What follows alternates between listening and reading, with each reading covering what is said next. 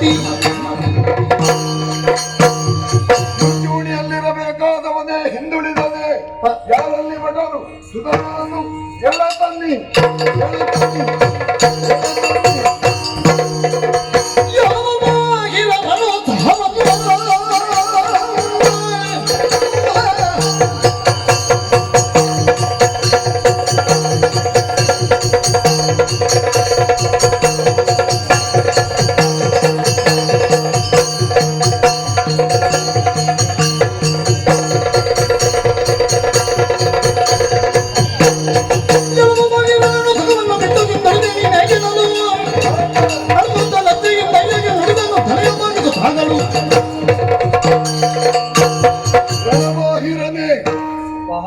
ಇತರರಿಗೆ ಹೇಳಿಕೊಡಬೇಕಾದವರಲ್ಲ, ನಾವೇ ತಪ್ಪು ದಾರಿಯಲ್ಲಿ ನಡೆಯುತ್ತಾ ಇದ್ದೇವೆ. ರಣಕ್ಕೆ ಮುಂಚೂಣಿಯಲ್ಲಿ ನಿಂತು ಹೋಗಬೇಕಾದವ ನೀನು ರಣಕ್ಕೆ ಅಣಿಯಾಗದೆ ಹಿಂದುಳಿದೆ. ಯಾಕೆ ಹಿಂದುಳಿದೆ? ಪಾದಲಾರಿದುದೆನ್ನ ಭಿನ್ನಪ ಪ್ರೀತಿಯಿಂದ ತರುಣಿಯೋ ಕಾತರಿಸಿ ನಡೆದಂದು ಸಂತತಿಗಾತಿ ಜಯದ ಕಾತ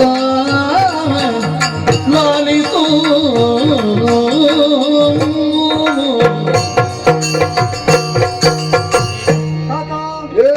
ವಂಶವನ್ನು ಬೆಳೆಸಿದ ನೀವು ಭವಿಷ್ಯದ ವಂಶ ಹೇಗಿರಬೇಕು ಅಂತ ನಿರ್ಣಯಿಸುವಲ್ಲಿ ನಿಶಂಕರಾದ ಧಾರ್ಮಿಕರಾದಂತಹ ಪ್ರಭುಗಳಿದ್ದೀರಿ ಅಂತ ಬಲ್ಲೆ. ಅಪರಾಧ ಮಾಡಿದ್ದೇನೋ ಇಲ್ಲವೋ ಮನಸಾಕ್ಷಿಗೆ ಸಮ್ಮತವಾಗಿ ವರ್ತಿಸಿದ್ದೇನೆ. ನಡೆದದ್ದೇನು ಅಂತ ಯಥಾವತ್ತಾಗಿ ವಿವರಿಸ್ತೇನೆ. ತಾವು ಮಾಡಿದ ಆಜ್ಞೆಯನ್ನು ಶಿರೋಧಾರ್ಯ ಅಂತ ಸ್ವೀಕರಿಸ್ತೇನೆ. ನಿಮ್ಮಿಂದ ಆಜಪ್ತನಾದ ನಾನು ಅಮ್ಮನ ಅನುಗ್ರಹವನ್ನು ಪಡೆದು ಸೋದರಿಯ ಶುಭಾಶಿಷವನ್ನು ಒಳಗೊಂಡು ಸತಿಗೆ ಹೇಳಬೇಕು ಅಂತ ಹೋದ ಕಾಲದಲ್ಲಿ ಷೋಡಶದ ಋತುಸ್ನಾತಿ ಇದ್ರು. ನನ್ನನ್ನು ಸಂಗಮಿಸದೆ ಹೋಗಕೂಡದು. ಯಾಕೆ ಅಂತಂದ್ರೆ ನಿಮಗೆ ಹರಿದರ್ಶನವಾದೀತು ಕೃಷ್ಣ ರೂಪದಲ್ಲಿ. ಆದ್ರೆ ಈ ವಂಶ ಬೆಳೆಯುವಂತಹ ಹೊಣೆ ನನಗೆ ಹೊರಿಸಲ್ಪಟ್ಟದ್ದು. ಆದ್ದರಿಂದಲೇ ಒಡಗೂಡಬೇಕು ಅಂತಂದಾಗ ಹೇಳಿದೆ, ಹಿತರಾಜ್ಯ ಉಂಟು ಅಂದು ಮತ್ತೆ ಯೋಚನೆ ಬಂತು. ಈಗ ಧರ್ಮದ ಮಾರ್ಗದಲ್ಲಿ ಮುನ್ನಡೆಯದವನಿಗೆ ಧರ್ಮಪ್ರಭುವಿನ ದರ್ಶನಾದೀತ. ಹೆಂಡತಿಯ ಅಪೇಕ್ಷೆಯನ್ನು ಋತುಕಾಲದಲ್ಲಿ ನಿರಸನಗೊಳಿಸಿದ್ರೆ ಅದಕ್ಕಿಂತ ದೊಡ್ಡ ಅಧರ್ಮ ಇಲ್ಲ. ಆ ಅಧರ್ಮ ಮಾಡಿ ನಾನು ಹೋದ್ರೆ ನಾನೇ ಕಾರಣವಾಗಿ ಚಂಪಕಾವತಿಯಲ್ಲಿ ಯಾರಿಗೂ ಕೃಷ್ಣ ಸಿಕ್ಕದೆ ಹೋದ್ರೆ ಆದ್ದರಿಂದ ಯೋಚಿಸಿ ಸತಿಯ ಮನೋಗತವನ್ನು ಈಡೇರಿಸುವುದು ಧರ್ಮ ಕರ್ಮ ಎಂಬ ಭಾವದಿಂದ ತುಂಬಾ ಭೋಗಾಸಕ್ತಿಯಿಂದ ಜೊತೆಗಿದ್ದವನಲ್ಲ. ಅವಳ ಅಪೇಕ್ಷೆಗೆ ಸ್ಪಂದಿಸಿ ಹೊರಡುವುದಕ್ಕೆ ಕೈಕಾಲು ತೊಳಿತಾ ಇರುವಾಗ ರಾಜಭಟರು ಬಂದ್ರು, ಸೆಳೆ ತಂದ್ರು. ಅಷ್ಟು ನಡೆದದ್ದು ಮುಂದೇನು ಅಂತ ನೀವು ಹೇಳಬೇಕು.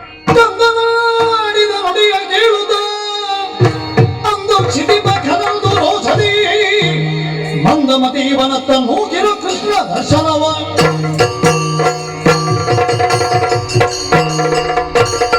ಯಾವುದನ್ನು ನಾನು ಮನದಲ್ಲಿ ಹಮ್ಮಲಿಸುತ್ತಾ ಇದ್ದೇನೋ ಅದಕ್ಕೆ ಅಡ್ಡಿಯಾಗುವ ರೀತಿಯಲ್ಲಿ ನೀನು ಮಾಡಿದಂತಹ ಕಾರ್ಯವಾದ್ದರಿಂದ ಎಡರು ತಡರಾಗಿ ಹೋಗಿದೆ.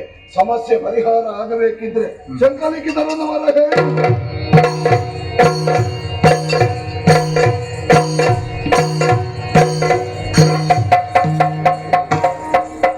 ವಂದಿಸಿಕೊಂಡಿದ್ದೇನೆ. ಶುಭವಾಗಲಿ. ನಡೆದಂತ ವಿಷಯವನ್ನು ನಿಮ್ಮಲ್ಲಿ ವಿಶದವಾಗಿ ಇನ್ನೊಮ್ಮೆ ಹೇಳಬೇಕಾದ ಅವಶ್ಯಕತೆ. ಅದೇ ನಾನು ಯೋಚನೆ ಮಾಡ್ತಾ ಇದ್ದೇನೆ. ಎರಡು ರಾಜ್ಯಗಳ ಯುದ್ಧದಲ್ಲಿ ಪ್ರಕ್ಷುಬ್ಧ ವಾತಾವರಣವೇ ತುಂಬಿ ಹೋಗಿದೆ. ಎಷ್ಟೊತ್ತಿಗೆ ಗಾಳಿ ಯಾವ ಬದಿಯಿಂದ ಆಗ್ತದೆ, ರಕ್ತದೋಕಳಿ ಎಲ್ಲಿ ಹರಿತದೆ ಗೊತ್ತಾಗುದಿಲ್ಲ.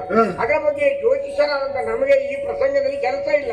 ಆದ್ರೆ ಅದರ ಬಗ್ಗೆ ನಾವು ಚಿಂತನೆಯನ್ನು ಮಾಡ್ತಿರುವಾಗ ಪಕ್ಕ ಸಭೆಗೆ ಬರ್ಬೇಕಂತೇಳಿ ಒಂದು ಕರೆ ಆಯ್ತಲ್ಲ. ನಾನು ಸಾರಿದಂತಹ ಡಂಗುರ ರಣಕ್ಕೆ ಅಣಿಯಾಗದೆ ಯಾರಾದರೂ ಉಳಿದರು ಅಂತಾದರೆ ಅವರನ್ನು ತಪ್ತ ತೈಲದಲ್ಲಿ ನೂಕಬೇಕು. ನಿಮ್ಮಲ್ಲಿಯೇ ಸಮಾಲೋಚಿಸಿ ಹೇಳಿದಂತಹ ಎಣ್ಣೆಗೆ ಜೀವಂತವನ್ನು ಹಾಕಬೇಕು. ನನ್ನ ಮಗನಾದ ಸುಧನ್ವ ಹಿಂದುಳಿದಿದ್ದಾನೆ, ಏನು ಮಾಡಬೇಕು?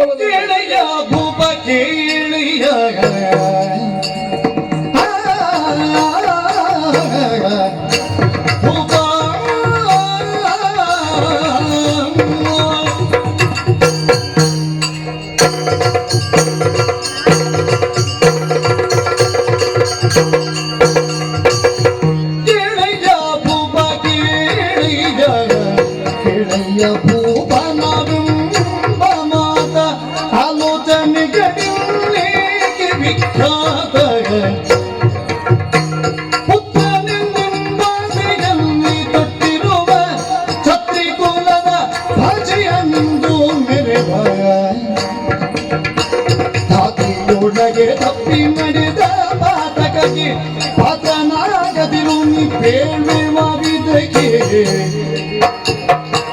ಕೇಳಿಯ ಭೂಪ ಕೇಳಿಯ ಭೂಪ ಭೂಪ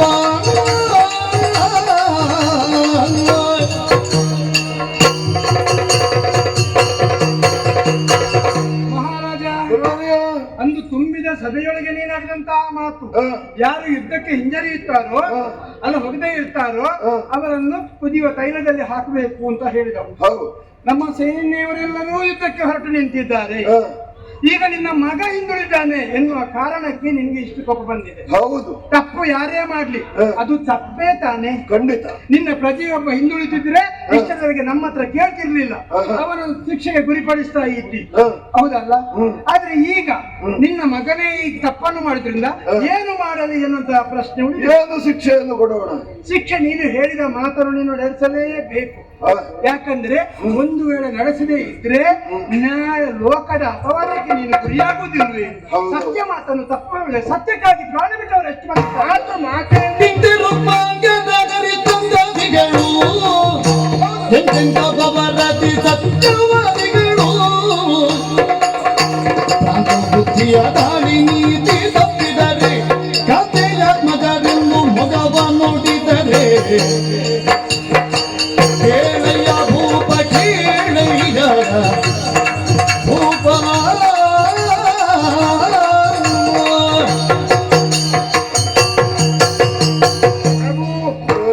ಇಲ್ಲಿ ಯೋಚನೆ ಮಾಡಬೇಕಾದ ಅಗತ್ಯವೇ ಇಲ್ಲ.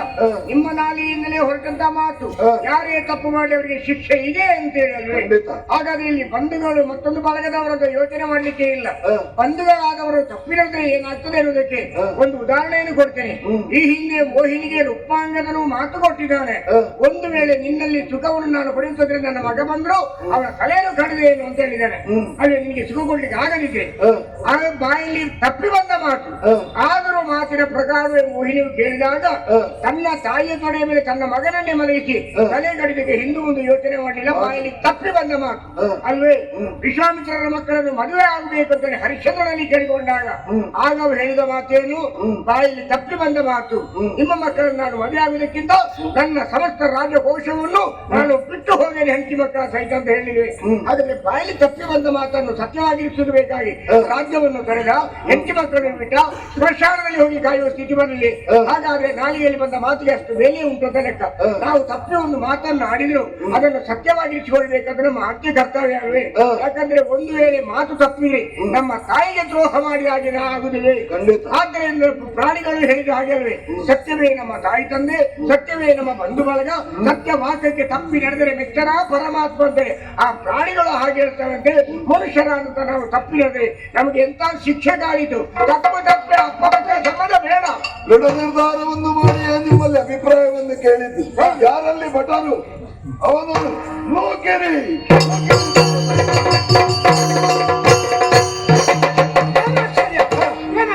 ಅಲ್ಲ, ಕುಳಿತಿರೋದು ಹೊಟ್ಟೆ ಕುದಿರಿದಂತ ಬೆಂಕಿಗೆ ಅವರನ್ನು ಜೀವಂತವಾಗಿ ಹಾಕಿದ್ದಾರೆ. ಹೌದೌದು. ಆದ್ರೆ ಏನು ಸ್ವರಗಳು ಕೇಳುತ್ತಾ ಇಲ್ಲ.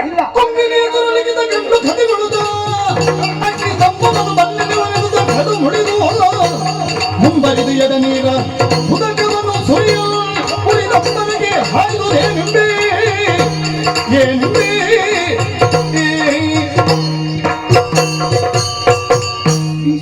ಎಣ್ಣೆಯಲ್ಲಿ ಹಾಕಿದ್ರು ಅವ ಅಲ್ಲಿ ಭಜನೆ ಮಾಡ್ತಾ ಇದ್ದಾನೆ. ಹೌದು, ಹರಿಭಜನೆ ಒಂದು. ಹೌದು, ಕುಳಿತ ಭಜನೆ ಎಲ್ಲ ಪ್ರಾರಂಭ ಆಗಿದೆ. ಆದ್ರೆ ಅವನಿಗೆ ಹೆಂಗಾಗ್ಲಿಲ್ಲ. ಎಲ್ಲಿ ತೈಲದಲ್ಲೇ ಕುಡಿತ ಭಜನೆ ಉಂಟು. ಹೌದೌದೌದು. ಪ್ರಾರಂಭ ಮಾಡ್ತಾರೆ. ಹಾಗಾದ್ರೆ ಏನು ಆಗುದಿಲ್ಲ ಅಂತಂದ್ರೆ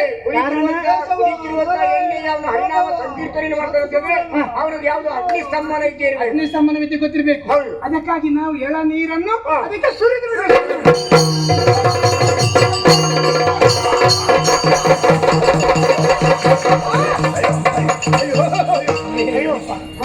ಕುದಿತಿರುವಂತ ಆ ತೈಲಕ್ಕೆ ನಾವು ಸಿಹಿಯಾದ ನೀರನ್ನು ಹಾಕಿದಾಗ ಹಾಗೆ ಪಟಪಟನೆ ಹಾರಿ ನಮ್ಮ ಮೈ ಮೇಲೆ ಗುಳ್ಳೆ ಮತ್ತು ಪ್ರಭು.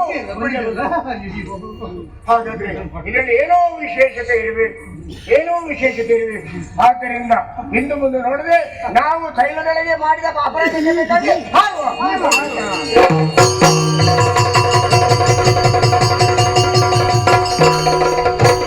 ಅರಸಕಿ ಬಳಿಕ ಕಂಸ ಧ್ವಜ ತಮ್ಮನು ಎಬ್ಬಿಸಿ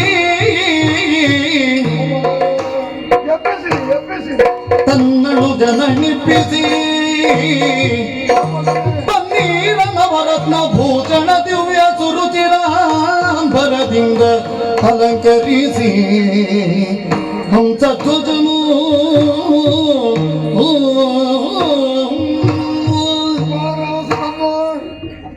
ಯದ್ಯದಾಚರತೆ ಶ್ರೇಷ್ಠ ತದ್ದೇವ ಇತರೇ ಜನಃ. ಹಿರಿಯರು ಯಾವುದನ್ನು ಆಚರಿಸಿಕೊಂಡು ಹೋಗ್ತಾರೋ ಕಿರಿಯರು ಅದನ್ನೇ ಅನುಸರಿಸಿಕೊಂಡು ಹೋಗ್ತಾರೆ. ಮಗನೊಬ್ಬ ವ್ಯಾಮೋಹದ ಮೇಲೆ ನಿನಗೆ ಶಿಕ್ಷೆಯನ್ನು ನಾನು ಕೊಡದೇ ಉಳಿದೆ ಅಂತಾದ್ರೆ ಉಳಿದವರಿಗೂ ಅದು ಆದರ್ಶಪ್ರಾಯವಾಗುವುದಿಲ್ವೇ?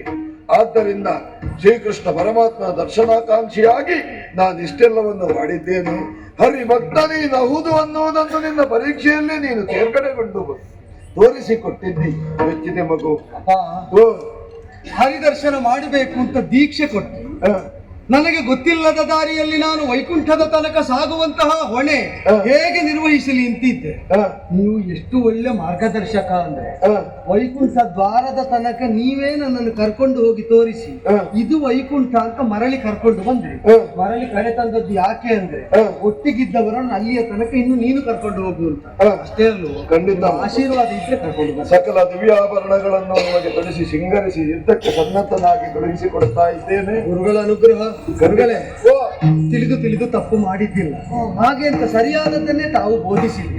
ತಾವು ಹೇಳಿದ್ದನ್ನು ಅನುಸರಿಸಿದ್ದರಿಂದ ಕೃಷ್ಣ ಕಾರುಣ್ಯದ ಮಹತ್ವಿಕೆ ಏನು ಅಂತ ಅರಿವಿಗೆ ಬಂತು. ಅಪ್ಪನ ಸಂಕಲ್ಪ ಈಡೇರಿಸುವಲ್ಲಿ ಯಶಸ್ಸು ಲಭ್ಯ ಆಗುವ ಹಾಗೆ ಒಂದು ಪುಣ್ಯಾತ್ಮ, ನಿನ್ನಿಂದಾಗಿ ವೈಕುಂಠದ ಬಾಗಿಲನ್ನು ನಮಗೂ ನೀನು ತೋರಿಸಿ ಹೊಟ್ಟಿ. ಇದಕ್ಕಿಂತ ಪುಣ್ಯ ಬೇರೆ ಯಾವುದು ಬೇಕು ಹೇಳು? ದೊಡ್ಡವರು ಯಾವುದರ ಹೊಣೆಯನ್ನು ತಾವು ಹೊರಿಸುವುದಿಲ್ಲ. ಚಿಕ್ಕವರಾದರೂ ಅವರ ತಲೆಗಿಟ್ಟು ಅವರು ಸಂಭ್ರಮಿಸುವುದನ್ನು ನೋಡಿ ತಾವು ಮನದಿಂದ ನಲಿಯುತ್ತಾರೆ. ನಿಮ್ಮ ದೊಡ್ಡತನ ಇದೇ ಸ್ವಾಮಿ. ಏ ಶ್ರೀಹರಿಯ ಮಹಿಮೆ ಅಂತ ಪಾಂಚಜನ್ಯಧಾರಿಯ ಸಾನ್ನಿಧ್ಯ ಸಿದ್ಧಿಸಬೇಕು ಅಂತ ಆದ್ರೆ ಶಂಖ ಮತ್ತು ಲಿಖಿತ ಅವರ ಮಾರ್ಗದರ್ಶನ ಬೇಕು. ಅದು ಉಂಟು ಅಂತ ಆದ್ರೆ ನಾವು ಮುನ್ನಡೆ ಇಲ್ಲ. ಇದೇ ಸಾನ್ನಿಧ್ಯದಲ್ಲಿ ನಾವು ಸುತ್ತಾಡ.